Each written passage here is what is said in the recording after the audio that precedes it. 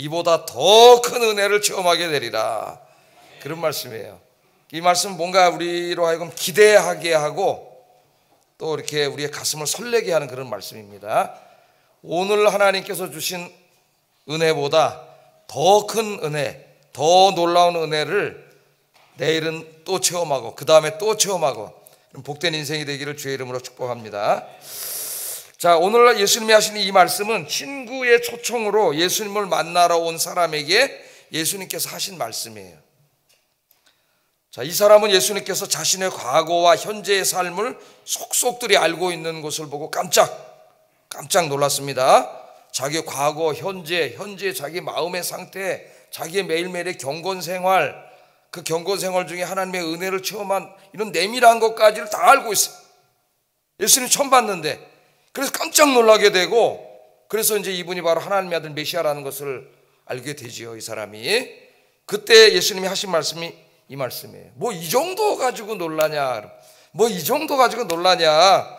앞으로 네가 나와 함께 동행하면은 더 놀라운 일을 보게 되리라. 더 큰 일을 보게 되리라.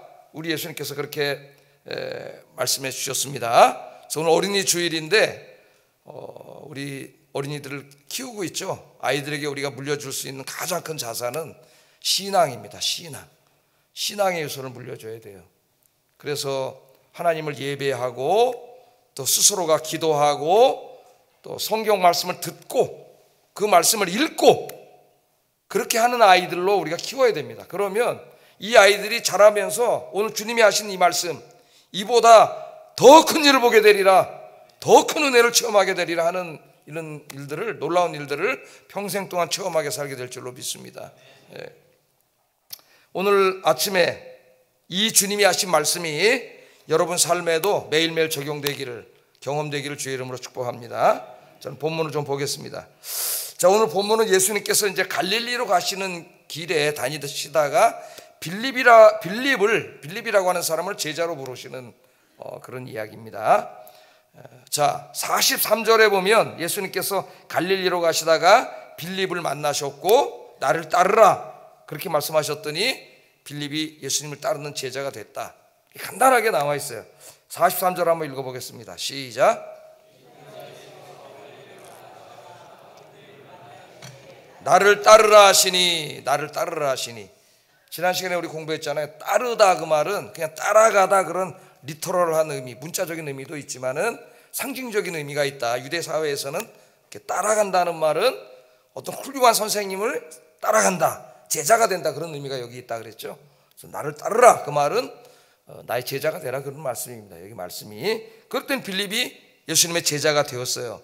근데 조금 상식적으로 생각하면은 이해가 안 되지 않습니까? 오늘 말씀만 보면. 자, 예수님이 길을 가시다가 우연히 빌립이라는 사람이 지나가는 거 봤어. 어이, 빌립 씨, 내 제자가 되시오. 그랬더니 아이고, 예, 제자가 되겠습니다. 그러진 않았겠죠. 많은 것이 여기에 생략이 되어 있다, 그렇게 생각할 수가 있겠습니다. 간단하게 이야기했지만은 그 전에 예수님과 빌립의 만남이 전제되어 있어요, 이 안에. 자, 빌립이 어떻게 예수님을 알게 되었고 말씀을 듣게 되었고 제자가 되었는가를 우리가 복음서들을 통해서 좀 추론해 볼 수가 있습니다. 추론해 볼 수가 있어요. 자, 빌립이 예수님을 믿게 된 가장 중요한 이유는 성경을 읽어보면은 그가 예수님의 말씀을 굉장히 주의 깊게 경청해서 듣는 사람이었기 때문이라는 걸 알 수가 있어요. 그게 오늘 이제 말씀에도 나옵니다. 45절 한번 읽어보겠습니다. 45절 시작. 여러 선지자가 기록한 그 일을 우리가 만났으니 요셉의 아들 나사렛 예수니라. 이제 자기가 예수님 만나고 제자가 된 다음에 누굴 찾아갔어요? 자기 친구 나다나엘 찾아가서 전도할 때에 전도한 얘기입니다. 전도한 얘기인데 그냥 저 예수님 믿자 그렇게 말한 게 아니라 뭐라 그랬어요? 나다나엘 찾아가서 모세가 율법에 기록하였고 여러 선지자가 기록한, 그러니까 이 사람은 모세 율법과 선지서주 구약 성경을 잘 알고 있는 사람이에요. 그런데 예수님의 설교를 들으면서 좀 뭘 알았다는 거예요, 자기가. 아, 이분이 이 설교를 들어보니까 이 지금 설교를 하고 있는 이 예수님이 바로 모세 율법과 선지서 즉 구약 성경에서 예언하고 있는 메시아가 틀림없다, 그걸 자기가 알게 됐다 그러잖아요. 그럼 이걸 뭘 전제하고 있는 거예요? 이 빌립은 예수님이 여기저기서 설교하실 때 거기 찾아가 앉아가지고 그 설교를 집중해서 들었다는 거예요. 들었다. 그걸 보여주고 있는 거죠. 자, 지난 시간에 공부했던 우리 요한하고 안드레도 한번 생각해 보세요. 예수님 집에 찾아가서 오후 4시부터 밤이 새도록 예수님과 만났고 예수님의 말씀을 들었잖아요. 그 말씀을 밤새도록 듣는 만남을 통해서 이분이 누군지 알게 됐어요. 성경이 예언하고 있는 메시아요, 하나님의 아들이요, 구원자임을 알게 됐지 않습니까? 오늘 빌립도 마찬가지예요. 빌립도 여기는 많은 것이 생략되어 있지만은 45절에 그것을 우리에게 보여주고 있습니다. 자, 빌립은 제자가 된 후에도 하나님 말씀을 들을 때 집중해서 듣는 게 그게 몸의 습관이 된 사람이에요. 그래서 요한복음 14장 8절 9절도 미리 한번 가서 읽어보면은 빌립이 예수님 설교할 때 쫙 듣습니다. 듣고 예수님께 질문을 하거나 요청을 해요. 뭐라 그랬냐면은 거기서는 하나님 아버지를 보여달라 그래. 하나님에 대해서 설교하는 것 열심히 듣고 하나님의 아버지를 보여달라 그래. 여러분, 질문을 하려면은, 요청을 하려면은 뭐가 전제돼야 돼요? 그 설교나 강의를 집중해서 들어야지. 듣지 않은 사람이 어떻게 질문을 하겠어요? 그러니까 이 사람은 원래가 이 하나님 말씀을 듣는 사람이에요. 그래서 이 빌립 사건을 통해서 성경이 우리에게 가르쳐주는 중요한 것은 하나님 말씀을 들을 때 집중해서 듣는 게 중요해요. 듣는 게. 그래야 신앙도 빨리 자라고 은혜도 받고, 그래야 오늘 예수님이 하신 이보다 더 큰 일을 네가 경험하게 되리라는 은혜를 삶에서 체험하게 됩니다. 말씀을 들을 때 집중해서 들어야 돼요. 사탄은 우리가 하나님 말씀을 듣는 것을 방해합니다. 그래서 말씀이 날라와가지고 우리의 마음의 밭에 떨어져서 결실을 맺어야 되는데 어떻게 돼요? 그 말씀이 오자마자 예수님 설교하셨죠. 새들이 다 쪼아먹는다 그랬잖아요. 마음이 와서 결실을 못 내리게, 뿌리를 못 내리게 다 쪼아먹어버려요. 그래서 설교 이렇게 이제 들으려고 그러면은 나쁜 습관이 드는 경우가 있어요. 설교를 딱 들으려고 하는 순간 벌써 생각은 쫙 저 개모임에 가 있고, 쫙 저기서 친구 만나고 있고, 미국에서 보니까 많은 남성들은 저 야구장 가 있고 골프장 가 있고, 말씀을 듣는데 집중을 못하는 거예요. 집중을. 그래서 기도하셔야 돼요, 여러분. 여러분 어떤지 제가 다 개인 모르지만은 말씀을 쫙 빨려 들어오게 듣는 사람이 있어요. 틀림없어요. 이 사람이 신앙이 성장하고 아름다운 영적인 열매를 맺습니다. 그래서 이 듣는 일에 힘쓰시는 여러분들 주의 이름으로 축복합니다. 성경이 뭐라 그랬어요? 로마서에서 믿음은 어디서 난다고요? 들음에서 나요. 듣지 않는데 믿을 수가 없어요. 그래서 이스라엘 사회, 유대 사회에서 제일 중요한 일이 하나님 말씀을 듣는 일이에요. 여러분 인생에 제일 중요한 일이 하나님 말씀을 듣는 일이에요. 듣는 일. 그래서 신명기 5장 6장에 뭐라 그래요? 샤마 이스라엘. 지금도 그들의 교육의 핵심입니다. 지금도 유대인들의 샤마 이스라엘은 뭐예요? 들으라 이스라엘아. 하나님의 말씀을 들으라는 거예요. 그래서 하나님의 말씀을 집에서 혼자 읽는 것보다 예배에 참석해서 듣는 것을 더 중요하게 여겨요. 이게 더 중요해요, 여러분. 듣는 게. 들어야 돼. 들으려면 예배에 참석을 해야 돼요. 하나님 말씀 듣고 그 다음에 어떻게 집에 가서 혼자 읽고 묵상을 하는 것이죠. 그래야 이 영적인 열매를 거둘 수가 있고, 하나님이 오늘 주님께서 말씀하신 더 큰 일을 체험하게 됩니다. 더 큰 은혜. 놀라운 은혜예요. 놀라운 은혜. 그래서 어떤 사람은 이 은혜를 정말 매일매일 더 큰 은혜를 체험해 사는 사람이 있고, 그래 나 한 번도 체험한 적이 없는데 이렇게 사는 사람도 있어요. 불쌍한 사람이. 여러분이 어떻게 사느냐가 중요합니다. 은혜를 받는데. 자, 조금 더 한번 보겠습니다. 빌립이 이제 예수님을 믿게 된 다음에 그의 제일 먼저 생각난 사람이 친구예요. 나다나엘이라는 친구입니다. 똑같아요.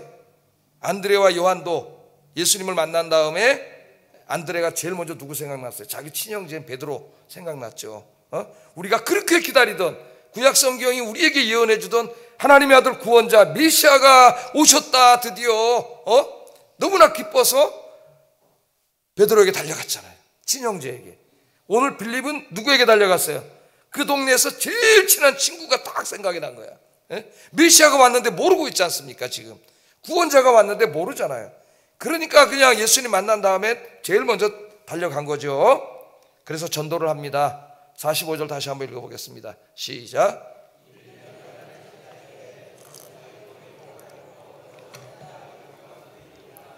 요셉의 아들 나사렛 예수니라. 요셉의 아들 나사렛 예수로만 사람들이 알고 있어요. 요셉의 아들 나사렛 예수. 이 역사 속에, 인간의 역사 속에 실제로 살았던 한 분이죠, 예수님이. 요셉의 아들 나사렛 예수. 그분이 바로 누구예요? 모세율법과 선지서, 구약 성경을 통해서 하나님이 보내주시리라고 예언하시고 약속하신 하나님의 아들 메시아다, 구원자다, 구원자다. 이 기쁜 소식, 그들은 그게 희망이었어요. 메시아가 오는 게 언제 오시나 늘 기다리고 있었어요, 지금 이 시대에도. 근데 그분이 오셨어요. 이제 빌립이 알게 됐어요. 그분을 만났어요. 근데 자기 제일 친한 친구는 몰라, 이 기쁜 소식을. 그러니까 달려간 거죠. 달려가서 복음을 전한 거예요. 그러니까 여러분들도 이 기쁜 소식을 여러분의 입을 통해서 여러분 제일 가까운 사람, 사랑하는 사람 찾아가서 이야기해야 됩니다. 이야기. 이 복음을 입을 다물고 있으면 안 돼요. 하나님이 외아들까지 보내주셔서 구원을 이루셨잖아요, 십자가에서. 우리는 다 이룬 그 이후에 살고 있습니다, 축복의 시대에. 예수 믿으면 구원받는데 이걸 이야기해 줘야 될 거 아니에요. 사랑한다면서, 친한 친구라면서, 가족이라면서요. 그런데 지옥 가라고 내버려둬요. 거기 다시 이야기해야 돼, 이야기. 그래서 이야기한 거예요. 가서 뛰어가서 이야기했는데 믿었어요, 안 믿었어요? 나다나엘이 안 믿어. 뭐라 그랬어요? 46절에 보면 나다나엘이 이르되 나사렛에서 무슨 선한 게 날 수 있느냐. 아이, 저 예루살렘에 가면 저 랍비 학교도 있고 거기서 공부한 아주 엘리트들, 종교 엘리트들, 이런 사람들, 아니, 거기서 무슨 메시아가 나왔다 그러면 내가 믿겠는데, 아니, 나사렛 자식을 전동네 저기서 지금 요셉의 목수의 아들, 무슨 세상적인 공부를 한 것도 아니고, 아니, 저 사람 무슨 메시아냐. 오늘날 지금 많은 사람들, 이 지식인들이 그렇게 예수님을 배척하고 있습니다. 아니, 저 2000년 전에 로마의 정치범으로 몰려서 십자가에서 죽은, 아니, 그 나사렛 예수가 무슨 그분이 하나님의 아들이냐. 배척하고 있죠. 우리가 전도하면은 대부분의 사람들이 믿지 않습니다. 우리가 복음을 전할 때 믿지 않아요. 예수님이 설교하시면서도 마음의 밭에 대해서 설교할 때 4가지 밭을 얘기하셨잖아요. 근데 열매 맺는 밭은 하나예요. 물론 이걸 수학적으로 뭐 4분의 1만 믿었다 이렇게 얘기할 수는 없는 거지만, 그래도 뭐 이렇게 생각해 본다면은 예수님이 설교했는데도 몇 프로가 안 믿어? 75%가 안 믿는다는 거죠. 열매를 맺는 거는 4분의 1밖에 안 되는 거예요. 자, 우리가 전도하면 사람들이 다 그렇게 얘기하죠. 아이, 그 말도 안 되는 소리, 그런 얘기를 누가 믿냐, 21세기에. 그렇게 믿지 않습니다. 자, 그랬더니 빌립이 포기하지 않았어요. 포기하지 않고 뭐라 그랬습니까? 한번 가보자. 그러지 말고 너 한번 같이 가보자. 같이 가서 예수님 만나자. 예수님 말씀 한번 들어보자, 그런 거죠. 우리에게 적용하면 어떤 거예요? 안 믿어. 내가 막 사형리 가지고 전도했고 전도 폭발 훈련 받아서 복음을 막 설명했는데도 안 믿어. 그럼 포기하지 말고 어떻게 하라는 거예요? 한번 가보자. 한번 가서 3달만 교회 다녀보자. 그렇게 얘기하세요. 3달만 교회 다녀보자. 3달만 한번 예배 드리고 하나님 말씀 들어보자. 정말 하나님이 계신지 안 계신지. 그렇게 해서 여러분 데려오시기를 주의 이름으로 축복합니다. 디데이를 한번 정해놓고, 부활절이든 추수감사절이든 어느 주일이든 한번 정해놓고 와보라. 여러분도 와서 예배 드리다 주님 만났잖아요. 한번 와보라. 그러면은 여러분이 데려오면은 누가 책임지세요? 나머지는 누가 하셔요? 하나님이 하셔요. 하나님이 이런 설교를 통해서 또 교우들과의 만남을 통해서 그 사람을 변화시키는 것은 우리가 아닙니다. 우리는 못 변화시켜요. 누가 변화시키는 거예요? 하나님 우리를 사용해서 변화시키는 거예요. 사용해서. 그래서 올해는 진짜 이 빌립처럼 여러분의 나다나엘들을 한번 갑시다. 한번 가보자. 3달만 가서 예배 드려보자. 그리고 네가 결정해라. 그런 거 아니면 믿지 마. 이렇게 데려올 수 있기를 주의 이름으로 축복합니다. 자, 그래서 이제 오늘 설교 핵심이 뒷부분이에요. 뒷부분. 예수님께 이제 데리고 왔어요. 그래? 한번 가보자. 그러면 네가 진짜 메시아를 만났다 그러는데, 나사렛 예수가 진짜 메시아라는데 한번 가보자. 그래서 왔죠. 예수님이 저기 보니까 이제 오고 있어요. 빌립이 얼마나 이뻐. 바로 전도에 가서 친구를 딱 데리고 오니까 얼마나 이쁘겠어요. 한 사람이 회개하고 돌아오면 천국에 잔치가 열리니 하나님이 너무 기뻐서 잔치가 열잖아요. 왜냐하면 그 잃어버린 양이 하나님의 자식이에요. 자식. 집 나간 자식이에요. 그래서 하나님 그렇게 기뻐하시잖아요. 그러니까 여러분, 하나님 제일 기쁘시게 하는 일은 전도하는 거예요. 생명을 구원하는 거예요. 그 나다니엘이 오고 있는 걸 보고 예수님이 이렇게 말씀을 하십니다. 칭찬을 해주셔요. 누구를 칭찬해 주셨냐면 나다나엘을 칭찬해 주셨어요. 47절 한번 읽어봅니다. 시작.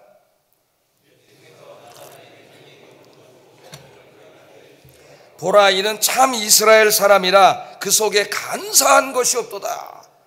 생전 처음 보는데 지금 생전 처음 보는 사람이에요. 나다니엘도 예수님 생전 처음 보고 예수님도 생전 처음 봐. 만난 적도 없고 아는 적도 없고 모르는 사람이 전혀. 그런데 지금 오고 있는데 예수님께 오니까 예수님이 똑 보더니 하는 말이 뭐라 그래요? 참 이스라엘 사람이요 그 속에 간사한 것이 없는 사람이다. 그러니까 이스라엘 사회에서 굉장한 칭찬입니다. 이거는 참 하나님의 언약 백성이고 간사한 것이 없는 정말 그런 사람이다. 이렇게 얘기를 하니까 나다니엘이 깜짝 놀라겠죠. 이거 나 어떻게 알지? 오늘 처음 만났는데 어떻게 알지? 그래서 나를 어떻게 아세요? 그렇게 물어봤어요. 48절에 나다니엘이 이르되 어떻게 나를 아십니까? 오늘 처음 봤는데 나 어떻게 아세요 도대체? 그랬더니 예수님이 더 놀라운 말씀을 하세요. 48절 한번 읽어봅니다. 시작. 예수께서 대답하여 이르시되 빌립이 너를 부르기 전에 내가 무화과 나무 아래에 있을 때에 너를 보았다. 그런 얘기를 합니다. 자, 이 말씀은 그냥 나를 어떻게 아십니까? 그러니까 너 지난번에 어디 무화과 나무 밑에 앉아 있었잖아. 내가 그때 너 봤어. 그런 말이 아니에요. 그럼 논리적으로 맞지가 않죠. 여러분 어디 지나가다가 저 무화과 나무 밑에 사람 하나 앉아 있는데 보고 지나갔다고 그 사람의 내밀한 속마음 이런 거 어떻게 다 알 수가 있겠어요? 모르죠. 알 수 없는 거죠. 그런 이상의 의미를 가지고 있어요. 여기 무화과 나무 아래 있을 때, 무화과 나무 아래 있었다가 무슨 의미냐? 여러 가지 이제 주석가들이 설명을 하고 있는데, 이 무화과 나무는 가정에 대한 상징입니다. 그러니까 유대 사회에서 그 유대인들의 집에는 대부분이 무화과 나무가 있어요. 무화과 나무가 있고 거기 이렇게 이제 앉고 이렇게 책상 같은 게 있어가지고 유대인들은 거기서 기도를 하고 성경 말씀을 읽고 그랬어요. 저희 이제 맨 처음에 이렇게 저희 집사람하고 만나가지고 그 이제 저희 장인어른 살아계실 때 가서 허락을 받았습니다. 이제 인사를 가가지고 이제 허락을 받아가지고 그 다음부터는 이제 마음대로 드나드는 거죠. 허락 받았으니까 가보니까 그 옛날 그 집인데 마당이 있고 개도 한 마리 있고 개도 키우고 있더라고요. 그 이제 우리 집사람 집 옆에 그 목련나무가 하나 있어요. 목련나무. 굉장히 크더라고요. 목련나무가 이렇게 있는데 봄에 보니까 하얀 목련이 이렇게 피어 있어가지고 꼭 저희 집사람 피부 색깔 같아. 그래서 제가 하얀 목련이 필 때면 이 노래를 좋아하게 됐어요. 생각나는 사람 그런 노래를 부르게 됐어요. 그러니까 이 집에 그런 나무가 있어. 유대인들은 그게 무화과 나무예요. 무화과 나무. 거기서 성경 보고 기도하는 거예요. 그러니까 내가 무화과 나무 아래에 있을 때 너를 봤다는 그 말은 지나가다 그냥 무화과 나무 앉아 있는 거 봤는데 그런 말이 아니라 네가 네 집에서 그 무화과 나무 아래서 기도하고 성경 읽고 있는 것을 내가 봤다는 거예요. 그건 알 수가 없는 겁니다. 집 안에서 바깥에서는 보이지 않는 것이기 때문에 알 수 없는. 그러니까 이제 깜짝 놀란 거예요. 그래서 생각을 했겠죠. 제가 좀 추론해 보면 어느 날 저녁에 거기서 앉아서 기도하면서 성경을 읽고 있는데 뭔가 그때 하나님이 자기 마음속에 이렇게 찾아온 걸 느꼈을 거예요. 이 사람이.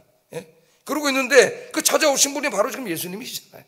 그 예수님이 이 모든 걸 알고 있는 거예요. 자기의 과거와 현재를 알 뿐만 아니라 아무도 모르게 자기 혼자 무화과 나무 아래에서 기도하고 성경 읽고 있는 이 경건한 이 내밀한 이야기를 이분이 모두 다 알고 있는 거죠.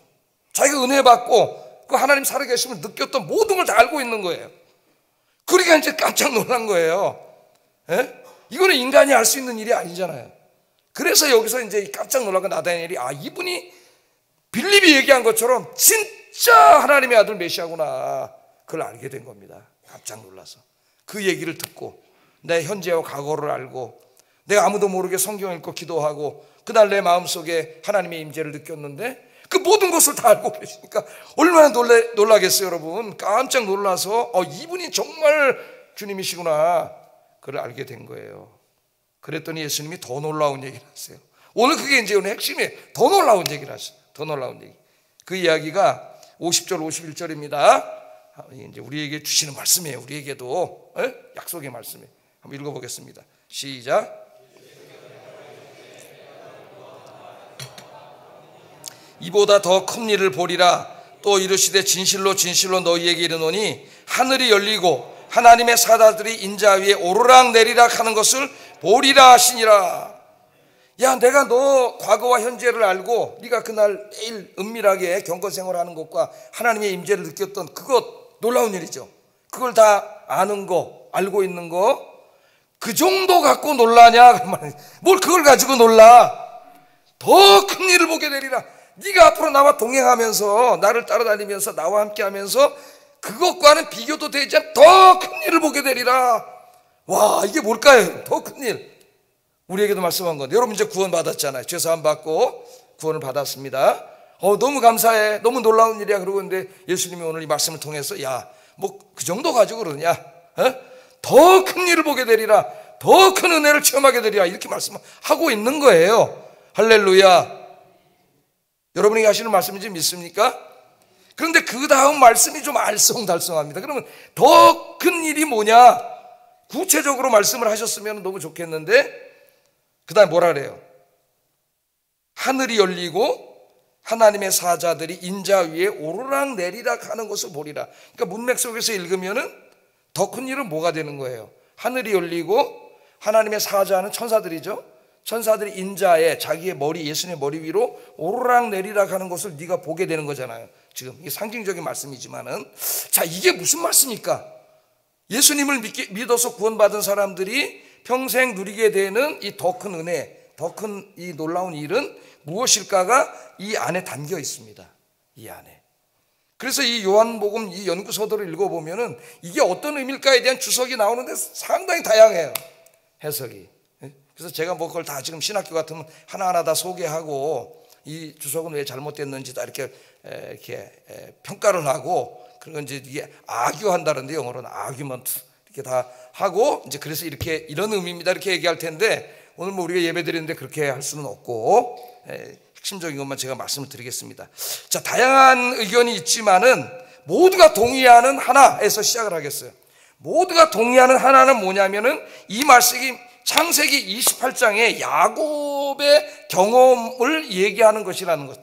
여기에는 뭐 다 동의합니다. 모든 사람들이. 그러니까 데카르트라는 철학자가 있었는데 그 사람이 하여튼 이제까지의 모든 지식 체계를 다 무너뜨리고 다 의심하고, 그리고 자기가 새로운 지식 체계를 세우기를 원했어요. 가톨릭, 특별히 그 중세 가톨릭의 진리 체계까지도 다 무너뜨리고 부정해버리고 자기가 진리 체계를 세우려고 그랬어요. 그러다 보니까 모든 걸 의심해. 근데 모든 걸 의심하는데 의심하고 의심해도 의심할 수 없는 진짜 확실한 게 하나 있는 게 뭐냐면 의심하고 있는 자신은 있어야 되는 거죠. 그래서 그 유명한 말인지 생각한다 나는 고로 존재한다. 생각하는 나는 있어야 돼. 존재하는 것보다 생각하는 내가 더 중요해요. 생각하는 자신이 있어야 되잖아요. 그래서 그 누구도 부정할 수 없는 그 진리에서 이제 하나님 살아계심도 증명하고 이제 이런 일을 하게 되는데, 이건 마찬가지예요. 모든 주석가들이 동의하는 게 이것이 창세기 28장의 야곱의 경험이지 않습니까? 여러분도 다 아시잖아요. 그래서 제가 한번 이제 이거 쉽게 이해하기 위해서 도표를 하나 이제 이렇게 만들어 가봤어요. 도표를. 잘 보이지? 너무 좋아서 웃잖아요, 우리 바이올린 선생님이. 이렇게 잘 그리더니 제가 이렇게 그려줬더니 또 우리 유집사님이 잘 그렸어요. 자, 보면은 창세기 28장에 보면 이게 야곱이 경험한 거잖아요. 그죠? 야곱이 이제 막 사기쳐가지고 형 그거 장자권 뺏어, 그러니까 막 형이 죽이려고 그래가지고 이제 야밤 도주하지 않습니까? 한 번은 가보자는 외삼촌 집으로 이제 도망가다가 이제 그 산속길을 가는데 무섭고 막 동물도 있고 또 산적도 나타날 수도 있고 잘 데도 없고 막 무섭고, 그러다가 이제 돌베개에 저고 이제 잠들었죠. 자기 혼자, 야, 정말 이 세상에 호롤단신 나 혼자밖에 없구나. 외롭고 고독하고 무섭고 그렇게 잠자고 있는데 꿈을 꿨어요. 이게 야곱이 꿈속에서 나타난 것이죠. 꿈속에서 하나님이 계시해 주신 거예요. 꿈속을 봤는데 사다리가, 자기 머리 위로 사다리가 쫙 하늘로, 와, 여러분 그런 꿈 꾸면 어떻게 되겠어요? 사다리가 쫙 꽂혀 있는데 그 사다리가 어디까지 연결되어 있어요? 하늘나라까지, 하늘까지. 예? 그리고 거기에 누가 계셔요? 창세기를 보면 하나님이 계신다 그래요. 하나님이 계시는데 하늘과 땅이 뭐로 연결되어 있어요? 사다리로 맞닿아 있는 거예요. 사다리로 연결되어 있어요. 그런데 거기가 천사들이 내려오는 천사도 있고 올라가는 천사도 있고 오르락 내리락 하는 거죠. 그러니까 지금 하나님께서 자기 혼자인 줄 알았는데 혼자도 아니고 자기가 누운 곳이 그냥 산속이 아니라 하늘과 하나님과 자기가 만나는 곳이에요. 만나는 곳. 이곳이 성전입니다, 여러분. 성전이고 하나님 혼자 두지 않고 천사들을 보내서 자기 지켜주고 있는 이런 체험을 하게 되잖아요, 야곱이. 근데 예수님이 지금 이 큰 일을 보게 된다 그랬잖아요. 네가 앞으로. 큰 일이 뭐냐면은 여기서 이제 야곱을 누구로 바꾼 거예요? 자신으로 바꾼 거죠, 예수님이. 자신으로. 큰 일을 보게 되리라. 인자 위에 천사들이 오르락 내리락 하는 것을 보게 되리라. 그렇게 말씀을 하셨습니다. 자, 그래서 정리를 해야 돼요, 정리를. 자, 첫째 중요한 게 뭐냐면 하늘이 열리고요. 하늘이 열리고. 하늘은 우리가 생각하는 저 물리적인 공간, 저 하늘이 아닙니다. 신학적인 의미예요. 영적인 공간, 하나님이 계신 곳. 평상시에 우리의 육의 눈으로 볼 수 없는 곳이에요. 영의 세계입니다. 그런데 이날 하나님이 꿈을 통해서 이 영의 눈을 열어주셔가지고 야곱이 어느 세계를 봤어요? 하나님이 계신 곳을 봤잖아요. 눈으로 볼 수 없는. 우리 눈으로는 요거밖에 안 보이지 않습니까, 여러분? 예? 그러나 하늘의 세계를 보게 된 거예요. 그런 것처럼 우리 예수님이 뭐 하시는 분이에요? 앞으로 우리의 눈을 열어주셔서 고작 이 세상, 인간이 만들어 놓은 이 문명, 이 정도 보는 사람이 아니라 이것과는 비교도 되지 않는 이 영적인 세계, 은혜의 세계를 보게 해줄 거다. 할렐루야. 여러분, 여기 오신 분들, 예수 믿고 구원 받으신 분은 여러분 믿음 안에서 늘 이 은혜를 누리고 있잖아요, 지금. 예? 여러분 세상만 보고 있습니까? 아니잖아요. 부활과 영생과 이 땅이 이루어질 천국을 지금 여러분 보고 있잖아요. 예? 예수님이 바로 그런 은혜를 주실 분이라는 거예요. 두 번째는, 자, 야곱이 누운 곳이 하늘과 맞닿아 있습니다. 예? 인간이 창세기 읽어보세요. 죄 짓고 어떻게 돼요? 에덴 동산에 쫓겨났어요. 하나님으로부터 분리됐어요. 하나님으로부터 분리됐기 때문에 죽음이 찾아오고 질병이 찾아오고 실존적인 고통이 찾아온 거야. 에덴 동산에 있을 때는 죽음과 고통, 병이 없었어요. 왜? 하나님이 매일 생명을 공급해 주기 때문에. 거기서 떨어져 나왔어요, 인간이. 그 창세기를 계속 읽으면 동쪽으로 계속 갑니다, 인간이. 바벨탑 칠 때까지 가요. 시날 평지까지. 그러니까 인간이 계속 하나님부터 멀어져 가는 거예요, 죽음의 길로. 거기 가서 이제 불안하니까 바벨탑 짓고 이제 홍수 나도 빠져 죽지 않는 탑을 만들자 그래 바벨탑 지은 거예요. 인간이 하나님 떠나서 불행해 이제 죽을 수밖에 없는 존재인데, 이 야곱이 하늘과 땅이 만나는 곳이 된 거예요, 자기가. 그러니까 여기가 뭐예요? 성전이에요, 성전. 성전이 왜 여러분 거룩한 곳입니까? 돌멩이로 잘 지어놔서가 아니에요. 그곳에 누가 계세요? 하나님이 임재해 계시기 때문에 거룩한 성전인 거예요. 다윗의 성전은 천막지, 천막. 예? 우리같이 빨간 벽돌도 아니고 텐트예요, 텐트.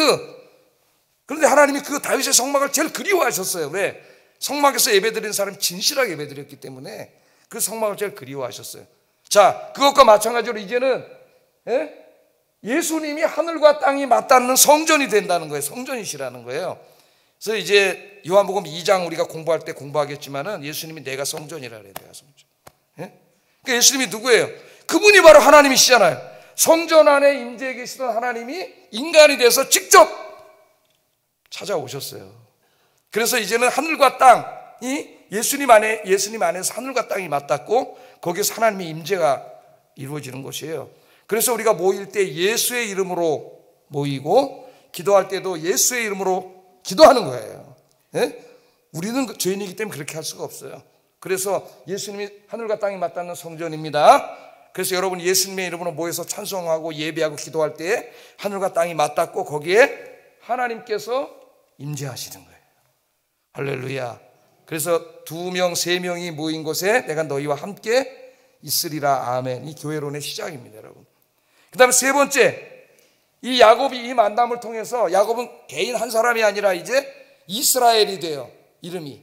그래서 한 민족, 하나님의 언약 백성의 대표자가 됩니다, 이 사람이. 자, 우리 예수님이 이제 이 야곱을 종말론적으로 완성하는 거예요. 예수님이 참 이스라엘을 창조하시는 참 이스라엘의 대표자가 돼요. 이제 참 이스라엘, 참 하나님의 언약 백성은 저 이스라엘 사람들이 아니에요. 예수 믿고 구원받은 전 세계에 있는 모든 교회, 모든 그리스도인, 우리 예수님이 바로 그 일을 이루실 분이라는 것을 말씀하시는 겁니다. 그러니까 아까 이 그림 안에 바로 그런 얘기예요. 한번 이걸 요약적으로 얘기를 하면은 예수님은 하나님의 새 이스라엘을 창조할 메시아, 이고 하늘과 땅이 맞닿는 성전이신데, 지금 그걸 깨달았잖아요. 나다니엘이 뭘 통해서 깨달았어요? 자기의 현재와 과거를 알고 자기의 내면한 것까지 아는 걸 보고 놀랍고 깨달았잖아요. 이제는 그 정도가 아니라 네가 나를 따라다니면 바로 내가 하나님의 아들 메시아요 참 성전이라는 것을 알게 되는 더 놀라운 일들을 계속 체험하게 될 거라, 이런 말씀이에요. 이 말씀이. 그래서 이제 요한복음 2장부터 읽어보면은 나다니엘이 예수님 따라다니면서 놀라운 일들을 체험하는 얘기가 나옵니다. 7번 기적 이야기가 나와요. 표적이라고 하는데 7번 나옵니다. 2장을 읽으면 가나의 혼인잔치에 잔치집에 포도주가 떨어져서 낭패를 당하고 있는데, 큰일이죠. 그건 정말 망신이고. 근데 예수님이 물로 포도주를 만들어주는 기적, 첫 번째 이적이라 그랬어요. 두 번째 이적은 4장에 나오는데, 병들어서 죽게 된 왕의 신하의 그 아들을 우리 예수님이 치료해 주시는 장면이 나와요. 인간이 고칠 수 없는 건데 치료해 주셔요. 두 번째 표적이라고 나오고요. 5장에 가면 38년 동안 병으로 고통당하던 사람을 우리 예수님께서 고쳐주시죠. 인간이 할 수 없는 일입니다. 38년 동안. 6장에 가면은 떡 5개와 물고기 2마리로 굶주리고 난 남자만 5,000명이니까 2만 명 정도의 사람들을 먹여주시는 기적을 우리 예수님이 행하게 되시고, 또 제자들이 배 타고 가다가 풍랑이 일어나서 빠져 죽게 생겼는데 예수님 물 위를 걸어오셔서 풍랑을 잔잔케 하시고 제자들을 구원해 주신, 자연재해로부터 구원해 주시는 이야기가 나옵니다. 요한복음 9장에 보면 날 때부터 선천적으로 소경된 사람의 눈을 열어서 세상을 보게 해주시는 표정 이야기가 나오고, 11장에 보면은 죽은 지 4일이나 지난 나사로의 무덤에 찾아가셔서 나사로를 살려주시는 놀라운 이야기가 이렇게 나와요. 그러니까 나다니엘은 지금 이게 이제 예수님의 예언으로 되어 있잖아요. 이 모든 일을 다 경험하게 되는 거죠. 예수님 따라다니면서 계속 놀라운 일을 체험하게 되는 거예요. 이분이 하나님의 아들 메시아라는 놀라운 일을 체험하게 됩니다. 뿐만 아니라 나다니엘처럼 예수님을 지금 따라다니고 있잖아요. 우리가 동행하고 있잖아요. 우리 모두는 평생 동안 이 7가지 표적이 상징하는 이 놀라운 은혜를 우리의 삶 속에서 계속 체험한다는 거예요. 체험하고 있습니까? 나는 체험을 많이 하고 있는데 여러분들 체험하고 있나요? 이 은혜를 체험하려면 예수님과 동행하는 삶을 살아야 돼요. 예배드리고 기도하고 말씀을 듣고 묵상하는 삶을 살아가야 돼요. 그럼 놀라운 일을 체험할 거예요. 이것뿐만 아니라 요한복음 14장에 보면은 예수님이 이제는 성령을 약속해 주시죠. 성령의 임재를, 성령이 찾아오실 것이다. 성령이 구약시대에는 제사장이나 선지자나 이런 사람들에게만 임했는데 이제는 예수 믿는 모든 사람들에게 성령 하나님이 찾아오신다는 거예요. 찾아오셔. 요한복음 14장 27절 읽어보겠습니다. 시작. 곧 나의 평안을 너에게 주노라. 내가 너에게 주는 것은 세상이 주는 것과 같지 아니하니라. 너희는 마음에 근심하지도 말고 두려워하지도 말라. 하나님이신 우리 삼위일체 하나님을 믿잖아요. 성령 하나님이 죄와 죽음과 고통의 어둠 속에서 살고 있는 여러분들, 저와 여러분들인데, 그럼 우리는 계속 불안하고 우울하고 그렇게 살 수밖에 없어요. 그런데 하나님이 그 어둠을 뚫고 팍 어디로 들어오신다는 거예요. 예수 믿고 구원받은 사람이 다 찾아오셔서 뭘 주셔요? 평안을 주시는데, 평안이 샬롬이에요. 샬롬. 예? 타락하기 전에 에덴 동산의 상태가 샬롬이에요. 샬롬. 하늘의 평안, 구원이 완성된 상태입니다.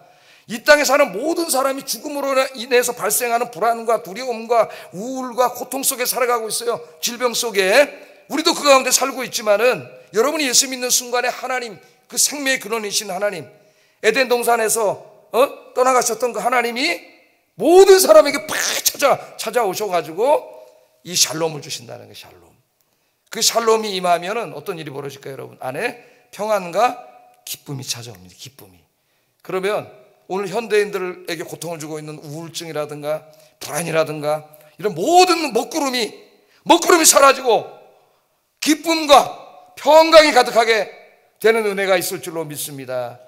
이런 은혜를 여러분들이 주님 안에서 어떻게 한다고요? 계속 체험하게 된다는 거예요. 더 놀라운 일, 오늘보다 더 큰 일을 체험하게 된다는 거예요. 가나의 혼인잔치 주인처럼 인생을 살다가 곤경에 처했을 때 우리 주님께 기도하면 찾아오셔서 곤경을 해결해 주시고, 병들어서 아프고 힘들 때 기도하면 병을 하나님이 치유해 주시고, 38년 된 병처럼 오랫동안 해결되지 않았던 인생의 문제들도 우리 주님께 기도하면 주님이 치료해 주시고, 죽은 나사로도 살려주셨는데 우리 주님이 인생에 죽어있던 모든 부분들을 다 살려주시고 모든 자연재해로부터 보호해 주시고, 할렐루야, 이런 놀라운 일들을 체험하게 된다는 거예요. 만나게 된다는 거예요. 뭐 그 정도 가지고 그렇게 놀라냐?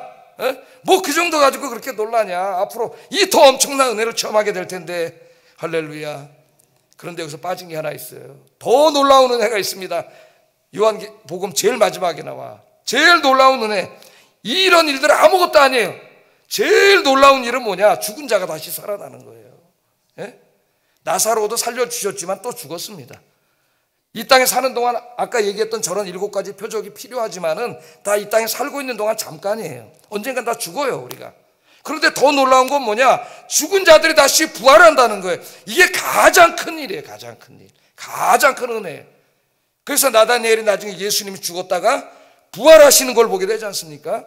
그래서 부활의 소망을 갖게 되고 부활의 믿음과 소망을 갖게 되니까 아까 제가 말했던 두려움과 불안과 우울이 다 사라져 버렸어요. 죽음에 대한 공포가 사라졌어요. 할렐루야. 이 놀라운 영육간의 은혜입니다. 물질적인 것만 말하는 게 아니에요. 이런 놀라운 은혜의 세계가 펼쳐질 거다. 누구에게? 나다니엘처럼 주님 찾아와서 만나고 동행하는 사람들은 이 은혜를 체험하게 될 텐데, 여러분의 남은 인생이 이 은혜를 날마다 체험하는 복된 인생이 되기를 주의 이름으로 축복합니다.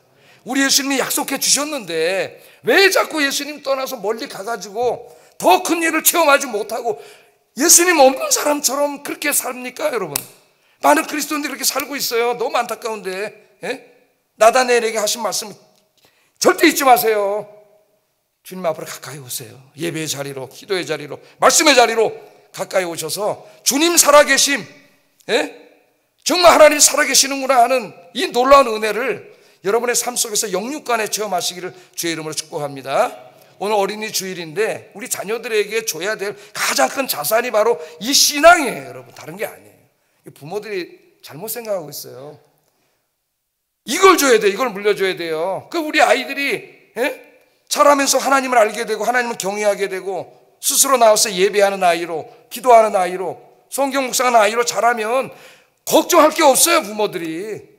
왜? 이 아이는 자라면서 주님이 베풀어 주시는 놀라운 은혜를 인생 속에서 평생 경험하게 돼요. 이것보다 중요한 거는 이 아이의 인생에 없어요, 여러분.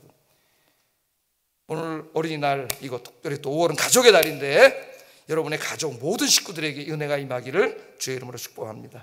기도하겠습니다. 말씀을 생각하면서 기도합니다. 빌립처럼 가장 가까운 친구들 찾아가서 내가 만난 예수님을 전하여 모든 친구들을 구원하게 하소서. 나의 남은 삶이 하루하루 하나님의 은혜를 체험할 뿐만 아니라 하나님이 베풀어 주실 더 크고 놀라운 은혜에 대한 기대와 소망과 가슴 설렘으로 가득 차게 해주세요. 기도하겠습니다. 사랑하신 아버지 하나님, 감사합니다. 오늘 빌립이 예수님을 만난 다음에 자기의 제일 친한 친구, 마을에서 제일 친한 친구 나다나엘 찾아가서 내가 메시아를 만났다, 주님을 만났다 전도하는 이야기입니다. 아버지, 우리는 모두 이미 주님을 만난 사람들입니다. 내 주변을 돌아볼 때 이 기쁜 구원의 소식을 알지 못하는 많은 사랑하는 사람들이 있습니다. 찾아가서 복음을 이야기하고 한번 가보자, 한번 가서 예배 드려보자, 데리고 나올 수 있는 저희들이 되게 하여 주시옵소서.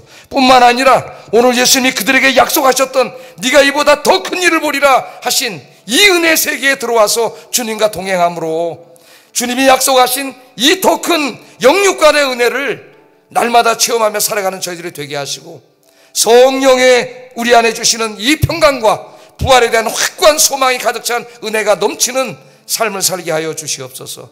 예수님 이름으로 기도드립니다. 아멘.